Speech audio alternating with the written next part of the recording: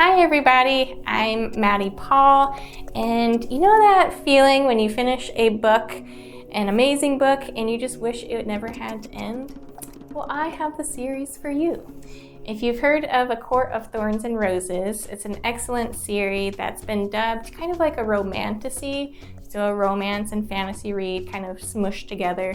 But I like to compare it to the first time I read the Harry Potter series or the Lord of the Rings series, because it kind of has the same kind of story, world building, and character development that just draws you in from the very beginning and has you hooked. You just want to keep reading, which is great because there's right now 5 books available, hints on a 6th one coming out soon. So for the story readers that are like, oh, I just wish this never had to end, at least you have 5 books that may be more of a commitment than you're expecting, but it is awesome.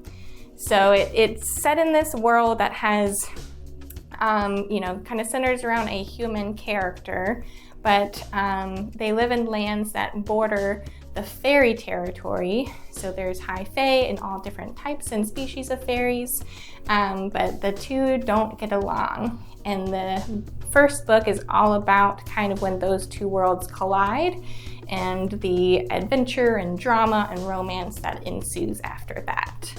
So we have this book available on a lot of different formats, but the one I would recommend is called a dramatized adaptation audiobook. So this is kind of a newer style of audiobook that not only has a full cast of narrators, meaning you have a different voice for each different character that's introduced, but it also has sound effects like the characters crunching through snow or opening slowly an old creaky wooden door. So it really sounds like a movie in your head, and it makes it so much easier to get through and kind of understand who's talking, and it really just, again, draws you in and keeps you hooked. So highly recommend A Court of Thorns and Roses, and happy reading.